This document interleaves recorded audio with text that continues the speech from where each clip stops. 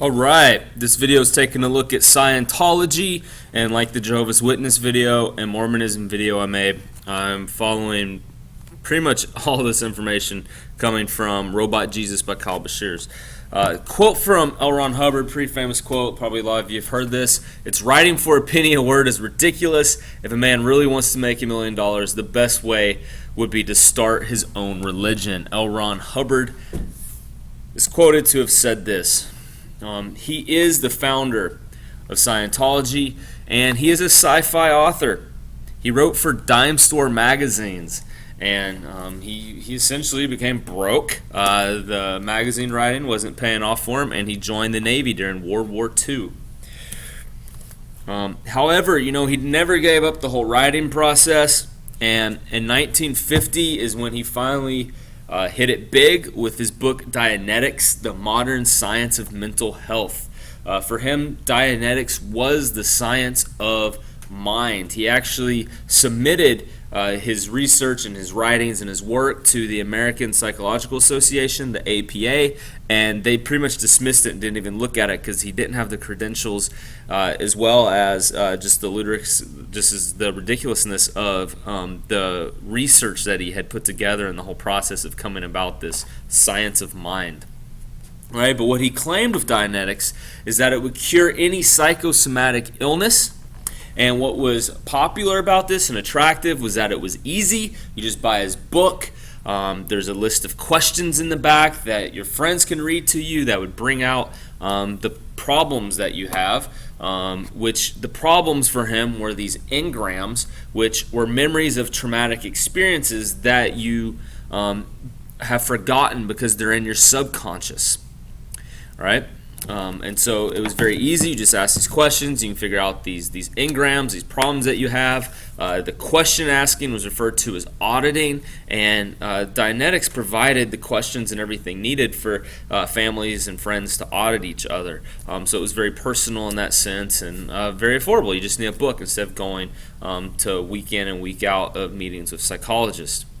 To hit on these engrams a little bit more, an example, I actually went to the Museum of Scientology in Los Angeles and in Hollywood, actually.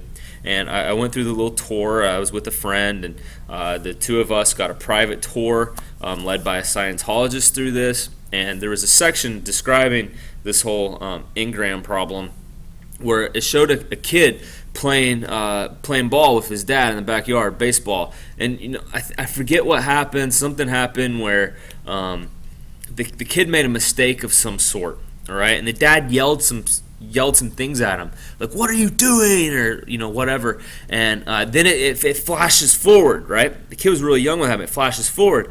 Someone yells at him again, "What are you doing?" And like he has a meltdown, right? Every time someone responds to him with this, "What are you doing?" subconsciously he relates it back to this earlier problem that he had, where it's a very traumatic experience with his dad, or his dad was young and "What are you doing?" and kind of the effects that came about from that one experience. And so unbeknownst to him, every time someone says to him, "What are you doing?" In like a similar situation where they think he's doing something wrong, it causes problems, all the negative experiences in his subconscious come back up, and he responds in a negative way, but he doesn't know why it bothers him so much. And every time someone asks him, "What are you doing?" right? Even if it's not necessarily, if I remember correctly, even if it wasn't necessarily like the person's yelling at him because they're mad, just anytime someone's like, "Hey, what are you doing?" it's like, ooh, something about that grates on him.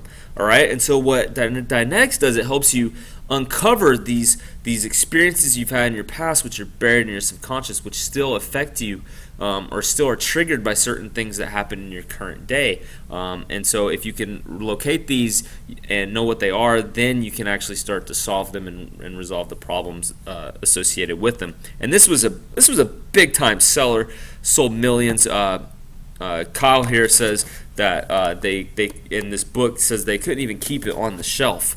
All right, it was so popular despite the APA going against it. But what he ended up seeing was book sales eventually dry up, and he's like, "Crap! I actually put this out on the market. I should have kept it to myself and had more ownership over it." So what he does, he ends up inventing and making an electropsychometer. You see John Travolta there on the left holding it. It's essentially like two batons wired to the system. And now instead of having any person be able to audit, you need to be someone trained by the Church of Scientology and a member of the church in order to audit others. And so you get to ask questions, and as you ask the questions, this needle will move based on those questions. And I've been audited twice by Scientologists. Some Christians may think I did something wrong by doing that. I don't really have a problem with it. But so I held the little baton things that you see John Travolta having, and they asked me, clear your mind, don't think of anything. And I'm like sitting there praying for the person. So obviously I'm thinking, the needle's moving back and forth. It's like, quit thinking, you're thinking too much. And I'm like, okay, sorry, man, sorry, right? And I actually then was like, I actually don't believe in emptying my mind. That's against my faith.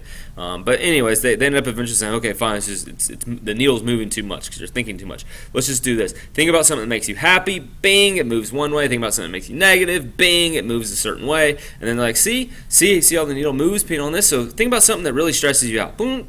All right, and they go, okay, what did you think about? I told them, and they go, okay, cool. Well, we have this book here. You can buy it for $10, and it tells you how you can solve that problem that you're having. And I'm like, thank you, right? I don't really want to do this. But I guess the idea was I'd buy the book, I would read it, put it into practice, I would come back to them, take the test again. Will the needle move as much on that issue or not? And gradually they start to pinpoint and knock away every single little problem that you've had in these subconscious memories of yours. All right, and so 1953, L. Ron actually incorporates the Church of Scientology of California in Los Angeles. This is the headquarters of Scientology, called the Mother Church now. Pretty good stuff. And going back here, you see Dianetics was to unlock the mind. He then adds the religious aspect of Scientology, which is unlocking the soul. They also incorporated an evangelistic aspect to it. Just as Christianity, we have non-believers and believers. They took it and said pre-clear. So anyone that's a pre-clear is someone who's outside the Church of Scientology. Clears are those inside the Church of Scientology. And so what the goal is to share Scientology and to have the pre-clears become clears. I'm skipping over a good bit of his biography section here, but just know things went really bad for him. One in America, questioned by the FBI, became paranoid about them. Basically, they thought this whole thing was a racket and a fraud, and had been investigating him and looking into the inner workings of the Church of Scientology. So he fled to the UK, didn't receive too much fanfare in the UK through an interview that he ended up doing that brought a lot of really bad press to them. And so he ends up fleeing to the sea. He buys 3 ships and he sets sail. And he ends up recruiting people in this organization called Sea Org. The most dedicated of Scientologists get to be with L. Ron and his little 3-ship fleet. And it was here on this fleet that Scientology began to evolve and grow even more. He begins to write and study and research Scientology to where he now adds a new level. It's called the OT levels, or the operating Thetan. All right, and Thetan's essentially ended up becoming the person's individual self or soul, and this Thetan then has 15 levels, and with each level the Thetan gets new abilities. So the Thetan's actually yourself, and until you get to these levels you're actually not reaching your full potential of what you can be as a Thetan. And so to get to these levels, what ends up happening in the long run is spending thousands of dollars to go through the testings to get to advance like this. And L. Ron, of course, made it to level 15. All right. One such ability that you can gain as you advance with these is out-of-body experiences, and they label these exteriorization. This exteriorization is necessary in order to be able to progress to the higher levels, and the experience of having this outer body sort of ability is the proof that humans are eternal spiritual beings, which actually makes quite a lot of sense to me. If you can be outside of your body, clearly you must be something else, right? To be able to do that but still have conscious action and feeling and thought behind it. Definitely, Christians would move that into the demonic realm. What do they actually believe? All right, what their actual beliefs tend to be is essentially L. Ron plagiarizing or copying or stealing from Sigmund Freud, a psychologist, and Aleister Crowley, an occultist. For Sigmund Freud, those of you familiar with his work, he actually did work a lot with the conscious and subconscious minds, really building those those theories within his psychology. Hubbard essentially just shoplifted those thoughts, and then instead of saying the conscious mind, he said the analytical mind, and the subconscious mind, the reactive mind. For Aleister Crowley, who happens to be an occultist, Crowley said, if you study my esoteric thought, and esoteric thought essentially is special revelation or knowledge, which I alone can have. It's hidden knowledge which I have access to. And so Crowley has access to this hidden special knowledge, which is spiritual. His esoteric thought is called Thelma. And if you study it, you can become spiritually mature. And the same type of thing, you advance as you study and learn and grow more under Crowley. Hubbard actually did study and practice Thelma at one point, so he was definitely aware of it. He said, study my esoteric thought, Dianetics, right? You can then reach your full potential as a Thetan.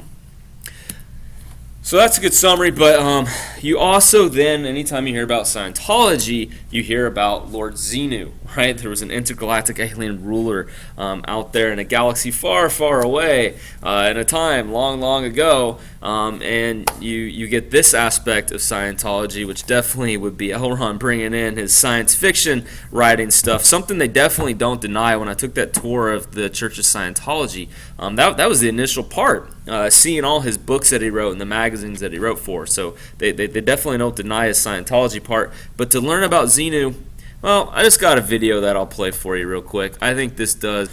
All right, there you go. Scientology from South Park.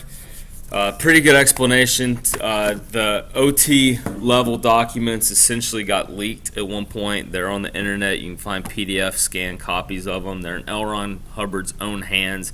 You can even find audio of him speaking about this stuff online. So it's definitely there. Publicly, Scientologists in the church, leaders in the church, always deny that this is something that they teach and believe.